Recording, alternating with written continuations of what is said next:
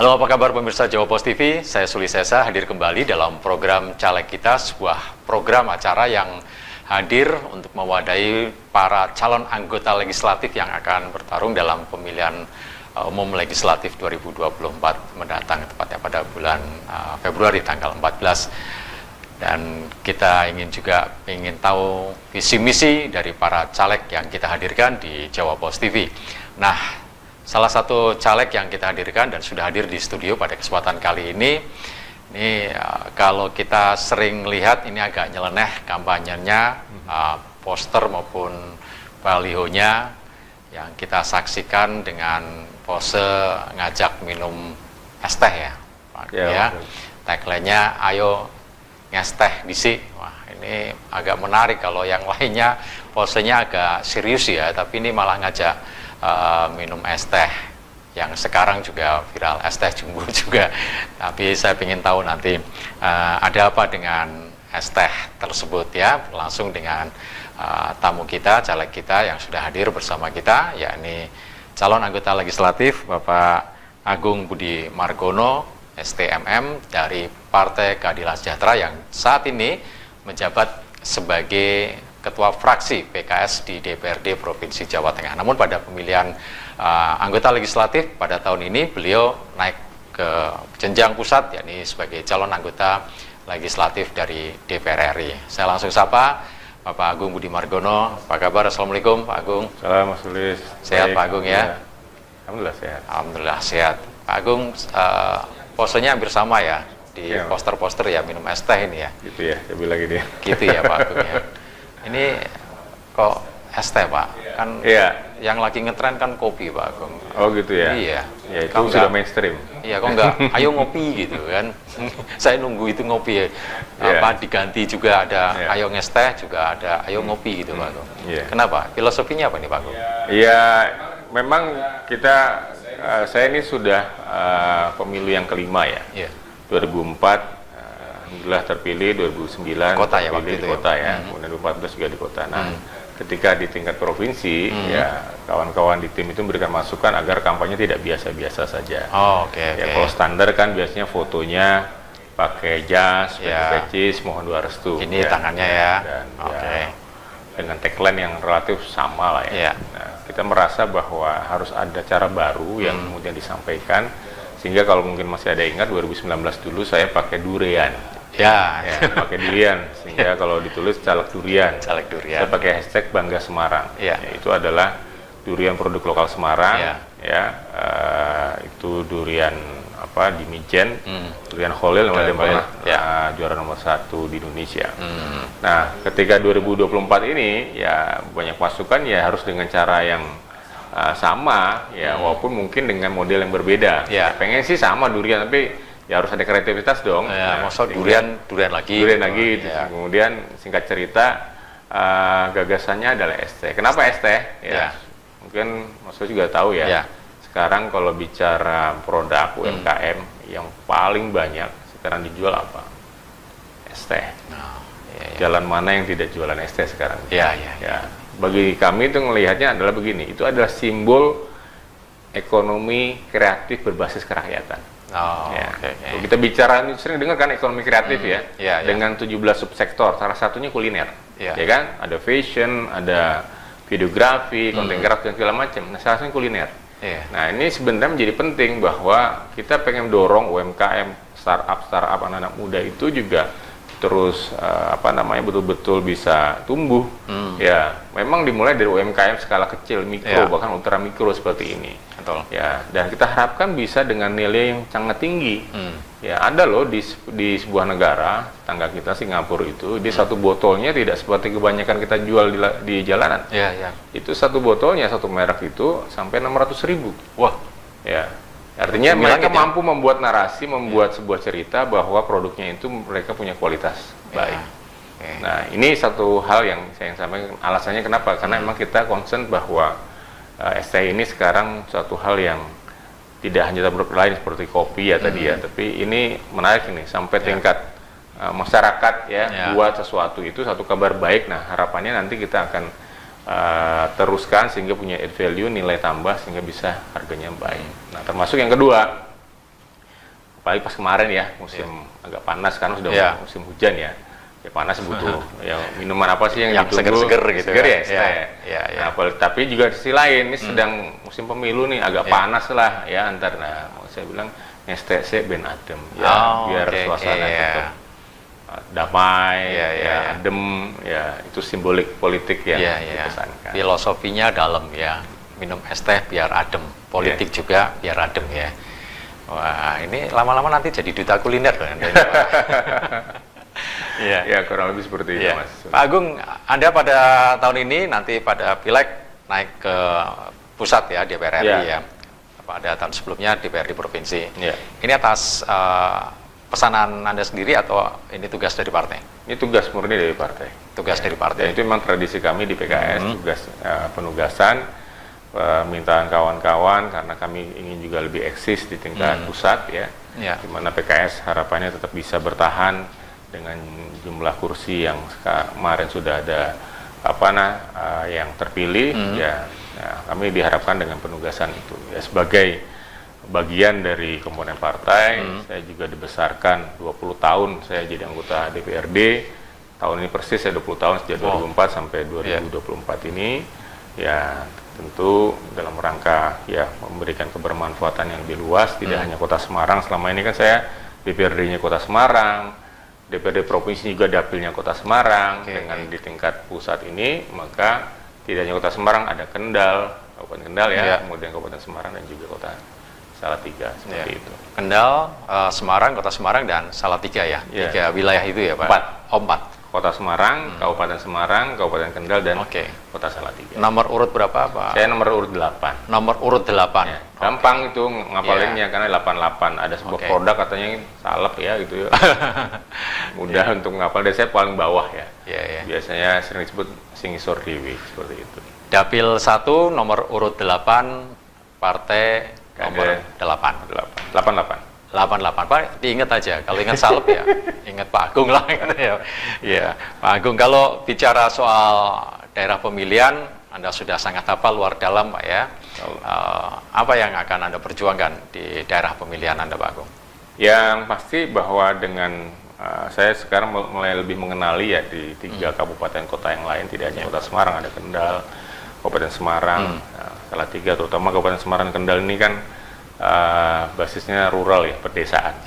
Ada sekian banyak ratus desa yang mereka tentu menjadi atensi kita. Ya, harapannya tentu jika terpilih ya kami punya tanggung jawab mengembangkan desa-desa itu sebagai desa yang tumbuh, masyarakatnya sejahtera, akses ekonominya juga bisa dijangkau ya, dengan beberapa problematika terkait dengan pertanian, problematika terkait dengan persoalan ya lagi-lagi dari kemiskinan.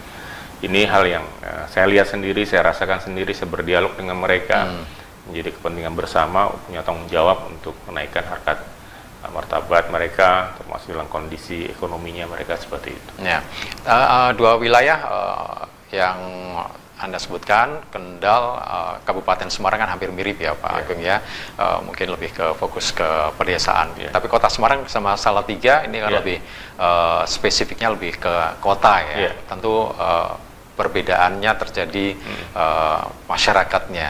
Serapan atau aspirasi apa yang Anda tangkap dari dua wilayah ini Pak? Ya, terutama di masyarakat kota ya yang cukup banyak terutama anak muda ya. Kita harus akui bahwa bonus demografi ini cukup menjadi perhatian kita agar concern. Kenapa tadi kita menyinggung tentang ekonomi kreatif ya, karena di situ anak muda kita perlu diajak bicara, perlu kita dampingi ya, mereka sudah punya karya, apa yang bisa kita support apa yang bisa kita perjuangkan ya.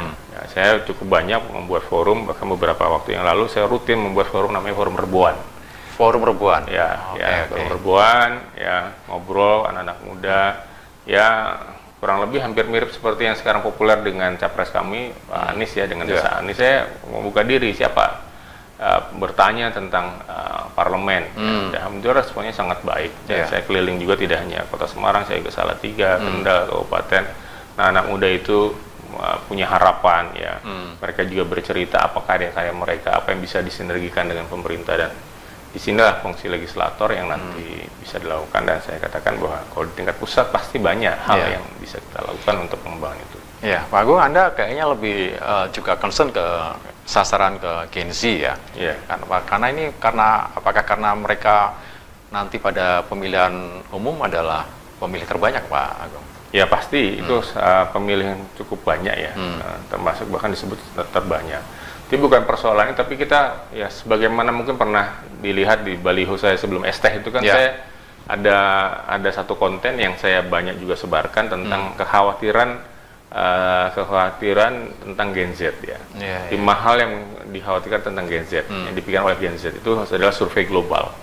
Nah, Gen Z sekarang yang populasi paling tinggi itu juga sedang khawatir tentang biaya hidup mereka, tentang bagaimana pekerjaan mereka ke depan, bahkan termasuk masalah mental health. Nah, artinya politisi bagi para caleg bahkan ini jarang mengupas tentang masalah ini. Inginnya dapat suara dari Gen Z, tapi sebenarnya apa yang sekarang ada dalam pikiran, kebatinan para Gen Z itu sekarang sedang apa sebenarnya?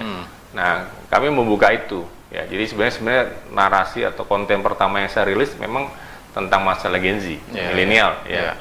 Dan ini survei global dan sudah menjadi referensi masyarakat dunia yang sedang dipikirkan para anak-anak muda kita.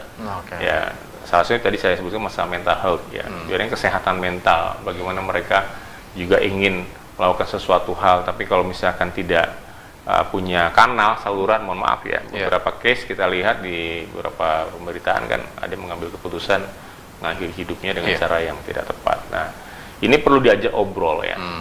Setidaknya bagi saya adalah ketika bicara konten saya melemparkan. Dan alhamdulillah ada beberapa kesempatan mereka tertarik ya. Merespon ini jarang nih yang mengambil konten ini, biasanya tentang masalah konten-konten lain. Ya Gen Z itu harus, saya ada buku yang baru saya rilis ya, nanti mungkin di film ini saya akan lihatkan, saya tuliskan di situ, dan itu ada kelanjutan dari buku saya yang pertama.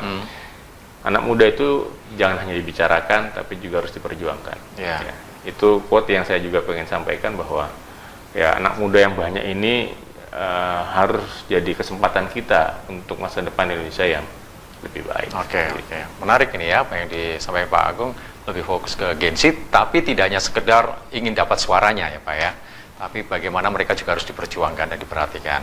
Baik, nanti saya juga ingin tahu bukunya ya Pak Agung ya, mungkin bisa dikupas, dan saya juga ingin tahu langkah konkret seperti apa yang akan diperjuangkan oleh Pak Agung Budi Margono kelak nanti ketika terpilih sebagai anggota Dewan, dengan program-programnya khususnya untuk generasi Z atau Gen Z yang akan menjadi jumlah pemilih terbesar pada pemilu 2024. Kita akan kembali setelah pariwara berikut ini.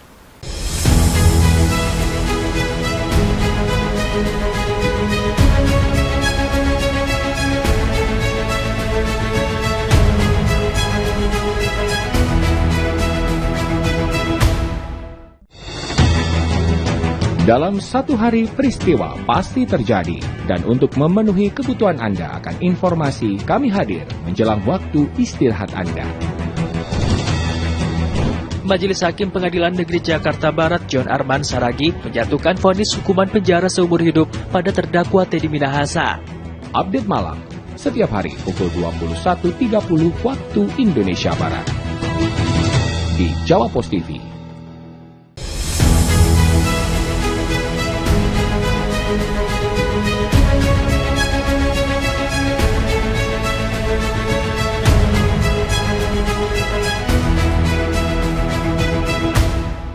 Kita lanjutkan obrolan kita di caleg kita bersama calon anggota legislatif dari Partai Keadilan Sejahtera, PKS, Dapil 1, Partai nomor urut 8, caleg nomor urut 8, Pak Agung Budi Margono. Betul ya Pak Agung ya? Betul.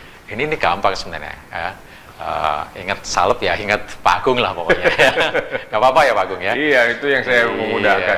Lebih mudah. Pokoknya ingat ST juga, ST Jumbo ya Pak Agung. Gitu ya. Karena concernnya memang ekonomi kerakyatan. Ternyata filosofinya seperti itu, ada dua filosofinya, ekonomi kerakyatan dan biar adem ya Pak Agung ya. Tadi Gen Z disebutkan jangan cuma diperhatikan atau diobrolkan, tapi juga harus diperhatikan dan diperjuangkan. Pak Agung juga sempat buka bukunya Pak ya, punya buku. Ada serial berarti ini ya Pak. Ini buku saya yang kedua. Seri kedua ya Pak. Judulnya Menggerakkan Ekonomi Kreatif Kaum Muda. Oke. Ya, jadi ini termasuk ada ini ya, ST, ya, teh segala macam, dan memang saya menceritakan kiprah kami selama 20 tahun di parlemen ya. Tapi yang mohon maaf, kan generasi tua juga boleh ya baca ya? Boleh. Nah, masih relevan ya Pak ya? Relevan. Bahkan kemarin waktu saya kunjungan ke Pak Gubernur, Pak PJ, saya sampaikan buku ini. Ya, jadi saya pikir ini tidak hanya buat anak muda, pertama juga tentu bagi pemerintah, agar pemerintah concern, ya, memahami sekarang ini ada kebijakan terkait dengan ekonomi kreatif. Ada Badan Ekonomi Kreatif, termasuk sekarang Kementerian tentang ekonomi kreatif. Harapannya serius, karena ini menggarap populasi paling besar di Indonesia, yaitu anak muda. Betul. Kalau ini dia biasa-biasa saja, itu masa depan bangsa ini juga akan kesulitan. Jadi ini kaitannya dari mulai dalam skala kebijakan, bahkan dalam konteks skala keluarga. Ya, bisa di skala keluarga, maksud gini. Sekarang saya pengen bertanya kepada, mungkin saya ceritanya kepada biasanya di forum-forum majelis taklim, arisan, atau bahkan forum-forum orang tua. Pertanyaan sederhana begini, dulu itu kalau orang ditanya, anak-anak ya, ditanya tentang cita-cita, jawabnya apa?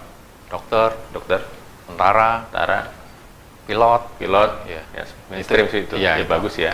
Nah sekarang kalau ditanya anak-anak SMP, SMA yang kuliah, cita-cita mereka tentang kedepannya seperti apa? Jawabnya apa biasanya? Wah, gambaran. Udah beda ya? Iya. Konten kreator. Ya, kemudian apa namanya, influencer, ya, TikToker, YouTuber, segala macam gitu kan ya. Anak saya yang SMP itu, anak perempuan, kalau ditanya apa pengen jawabnya apa? Dia pengen jadi chef. Ya. Jadi ini menjadi perhatian. Ekonomi kreatif itu adalah gambaran kondisi saat ini yang sedang dialami oleh anak-anak muda kita. Ya, karena apa? Mereka melihat apa yang ditonton saat ini. Contoh anak saya yang perempuan itu masih SMP, dia yang dilihat kan sekarang banyak konten-konten tentang kuliner. Masak. Bukan pengen jadi tukang masak ya saya lihat respect, kenapa dia pengen punya toko kue, dia pengen punya resto. Itu kan hal baik. Betul. Gak cuma sekedar tukang masak ya. Maksud saya pengen cerita bahwa ini juga penting. Saya juga orang tua untuk bisa tahu kondisi sekarang beda loh dengan dulu orang punya bapaknya pengen jadi sesuatu apa gitu kan ya. Sekarang era sekarang berbeda. Ini nggak bayangkan sekarang itu anak-anak muda itu kadang hanya di kamar, nggak pernah keluar rumah, nggak tahu-tahu punya duit. Nggak kemana-mana kok. Dia bisa seorang di digital marketing. Dia bisa jadi seorang yang memasarkan konten kreator. Dia bisa menjadi seorang misalkan dropshipper, jualan barang di online.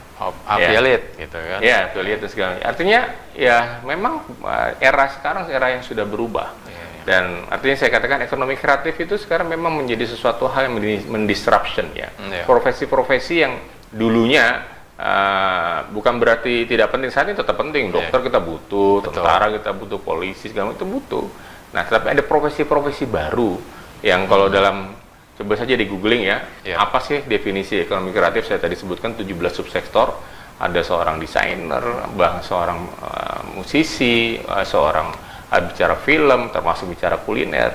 Nah, artinya profesi-profesi yang sekarang dan ke depan mungkin berkembang itu harus difasilitasi dalam skala kebijakan, skala pergaulan kita anak muda, termasuk dalam skala keluarga. Cara pandang orang tua dalam melihat kondisi kekinian ini juga saya kupas di sini. Bahkan sampai keluarga ya harus. Saya pikir seperti itu. Sekarang kalau ditanya yang punya anak, tadi pertanyaan saya kan seperti itu. Kalau ditanya apa cita-citanya, pasti akan membuat kita akan melihat yang berbeda. Dulu orang tuanya nggak punya kepikiran punya cita-cita seperti itu. Tapi sekarang tinggal bagaimana orang tua itu lebih wise, lebih bijak, selama tidak melanggar hukum negara dan hukum agama kan? Ya kan? Saya pikir itu fine-fine saja. Apalagi kalau dia produktif, jadi konten kreator bagus ya, bagus ya kan, menjadi seorang videografer, menjadi seorang yang pengusaha kuliner segala macam juga bagus, desainer ya, macam-macam. Itu suatu hal yang bisa dilakukan ke depan, dan itu harus kita dampingi, bahkan perlu kita support ya, hingga kita yakin kalau tadi saya katakan problem-problem yang dikhawatirkan anak-anak muda atau Gen Z itu kan persoalan pengangguran, itu mudah-mudahan bisa ada solusinya kan seperti itu. Yang Anda tangkap ketika turun dan bertemu Gen Z, ketika kekhawatiran mereka terkait dengan lapangan pekerjaan akhirnya berimbas kepada kesehatan mental mereka, apa sih sebenarnya yang membuat mereka ini agak takut atau ada kekhawatiran muncul seperti itu? Ya, di survei global itu yang pertama itu masalah biaya hidup akan semakin tinggi ya. Mereka punya kebutuhan baru ya. Dulu orang biasanya yang penting punya rumah, ya kan, punya kendaraan, ya sekarang tidak cukup tuh anak-anak muda itu. Dia pengen punya rumah, punya kendaraan, satu lagi biasanya pengen traveling, bisa healing, karena bisa healing, agar punya pengalaman tersendiri mau kemana. Itu ya ada tambahan, ada kebutuhan-kebutuhan yang dulunya kita anggap tersier bisa jadi primer bagi anak muda sekarang itu kan. Nah problemnya adalah ketika bicara biaya hidup semakin tinggi, pendapatannya gimana? Bertambah atau justru berkurang? Maka sekarang itu eranya sudah berubah. Dulu orang bisa dengan single salary, satu sumber pendapatan, betul. Namanya gaji. Sekarang katanya nggak bisa deh, harus multi salary, banyak sumber-sumber baru pendapatan. Nah, artinya apa? Butuh keterampilan-keterampilan baru, kompetensi-kompetensi baru, dan itulah yang harus dilakukan anak-anak muda sekarang. Harus terampil, harus mampu kreatif, lebih. Ya kan nggak mungkin juga jam kerja biasanya 8 jam untuk bisa tambah pendapatan baru harus kerja 24 jam, kan nggak bisa. Yang bisa lakukan apa? Ya kompetensi kita harus meningkat, kreativitas kita harus meningkat, agar apa? Pendapatan bisa meningkat, juga punya kebutuhan-kebutuhan yang bisa kita lengkapi. Jadi ini nggak banyak ditangkap oleh calon anggota legislatif ya Pak ya, permasalahan-permasalahan Gen Z ya. Ini karena Anda suka bergaul sama anak-anak yang lebih muda daripada usia Anda atau gimana ini? Selain dengan anak Anda ini Pak Agung. Ya memang nggak lepas dari circle ya. Bukan berarti ya saya juga tetap hormat dengan para senior, para sepuh saya juga lakukan, dengan emak-emak juga dilakukan ya. Cuma saya merasakan betapa anak-anak muda ini dalam konteks saya pengalaman di parlemen ya, sebagai orang politik ya, banyak yang cenderung mulai menjauh. Nah itulah kemudian saya pengen coba dialog dengan gaya mereka.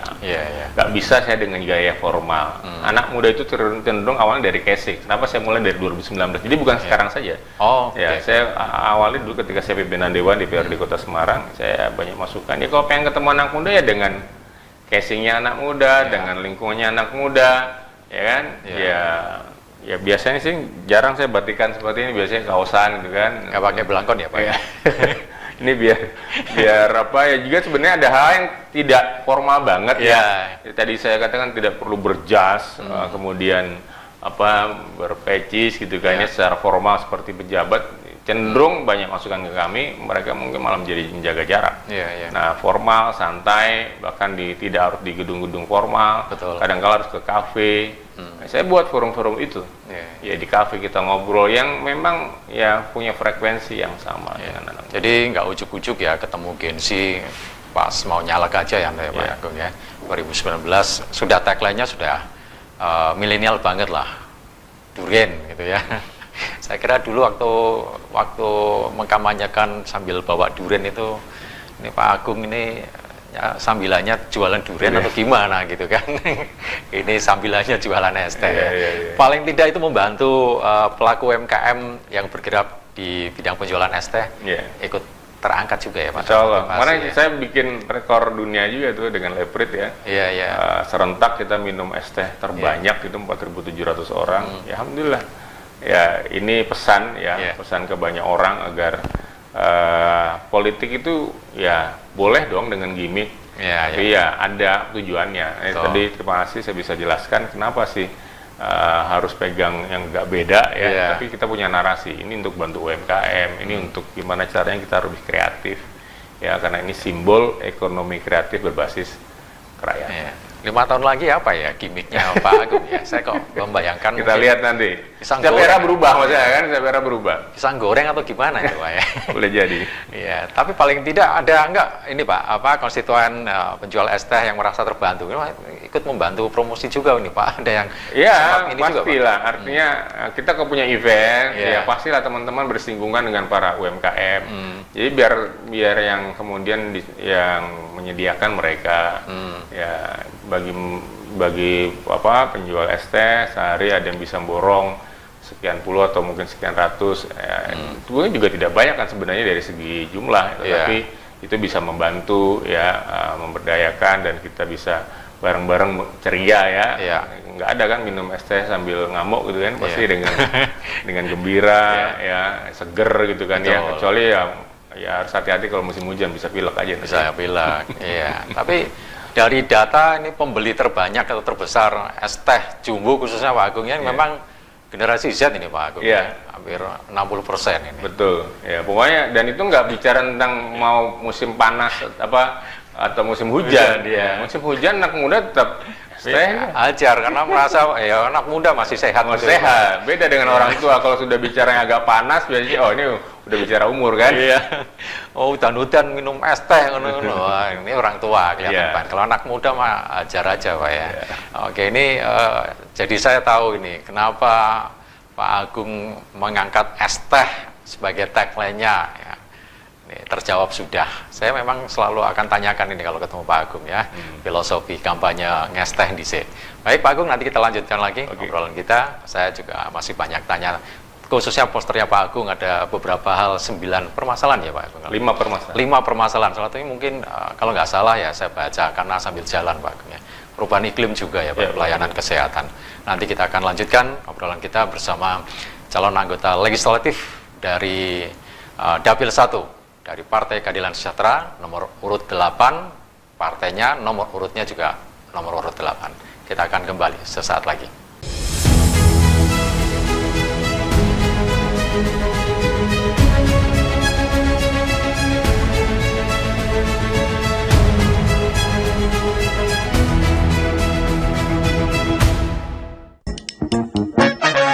Morning, pemirsa Jawa Post TV, gimana kabar? Di jalan-jalan pagi-pagi. Kita ada di Sidoarjo nih pemirsa Jawa Post TV, di Gedung Kesenian Rumah Budaya Malik Ibrahim. Hotel ini mulai beroperasi pada tanggal 22 Agustus 1928.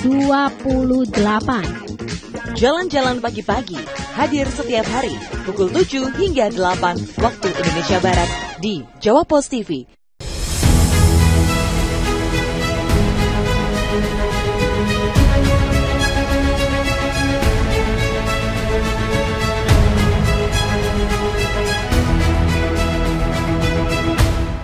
Oke, kita lanjutkan obrolan kita bersama calon anggota legislatif dari Partai Keadilan Sejahtera PKS nomor urut 8 Dapil 1 Bapak Agung Budi Margono. Tadi kita sudah kupas banyak sosok beliau yang selama ini memang dikenal kritis dalam menyampaikan aspirasi suara masyarakat ketika duduk baik sebagai anggota DPRD Kota Semarang maupun sebagai anggota DPRD Provinsi ya Pak Agung ya. Pak Agung, saya ingin meyakinkan konstituen atau masyarakat bahwa mereka tidak salah pilih Anda duduk sebagai anggota DPR RI. Apa yang ingin Anda yakinkan kepada masyarakat bahwa mereka tidak salah pilih Anda Pak Agung? Ya, terima kasih. Jadi ini adalah kesempatan buat kita bisa berjuang bersama agar tentu masa depan kita lebih baik. Iya. Ya. Kami 20 tahun di parlemen merasakan bermitra dengan pemerintah kota dengan skala belanja APBD-nya sekitar hampir 5 triliun. Yeah. Kemudian kami sekarang bermitra dengan pemerintah provinsi dengan skala belanja tahunan sampai 28 triliun. Nah, setahu kami ke tingkat pusat itu belanja pemerintah pusat setahunnya hampir 3.000 triliun. 3.000 triliun. Ya, artinya banyak skala yang banyak bisa dilakukan saya yakini. Ya, dan tentunya ini suatu hal yang menjadi tanggung jawab ketika terpilih. Ya, harapan kami banyak hal bisa kita bantu lebih banyak. Ya, tidak hanya banyak orangnya, tapi juga banyak hal program-program tentang masalah pendidikan kaitannya dengan beasiswa bagi anak sekolah maupun juga yang kuliah seperti itu. Oke, artinya ada banyak hal yang akan dilakukan oleh Pak Agung kelak nanti sebagai anggota DPR RI, tentunya dengan anggaran yang cukup besar ya untuk tidak hanya masyarakat Jawa Tengah, tapi masyarakat Indonesia nasional. Pak Agung bisa disampaikan surat suaranya ini biar ini masyarakat. Ini contoh surat suara ya. Jadi kalau kita punya 5 surat suara, ada suara-suara yang nanti warnanya kuning, ini nanti adalah DPR RI. Ini kalau dibuka kurang lebih besarannya seperti ini. Ya, besarannya seperti ini. Mohon maaf ini simulasi yang saya buat sehingga memang ada gambar ini besok tidak ada ya. Ini ST-nya. Tapi nanti akan seperti ini, tidak ada fotonya, tapi hanya nomor dan nama. Mencari saya gampang, ketika pegang coba ini persis di jempol kanan. Gak mungkin kan biasanya megangnya di atas ini atau di bawah. Nah, tengah ini tinggal tengah. Posisi saya di PKS, partai nomor 8 dan juga caleg nomor 8 yang paling bawah sendiri. Demikian Mas Uli. Ya, coblos namanya ya Pak ya. Coblos namanya, jangan salah. Ya, langsung kepada nama yang ada di bawah seperti ini. 88. Oke. Semoga insya Allah bisa kita perjuangkan amanah rakyat. Amin. Oke. Baik, Pak Agung terima kasih Ya. sudah hadir di studio Jawa Post TV. Kita mendapatkan kesempatan untuk ngobrol, lebih mengenal lebih dekat dengan Pak Agung Budi Margono, calon anggota legislatif untuk Dapil 1 DPR RI. Sukses Pak Agung. Amin.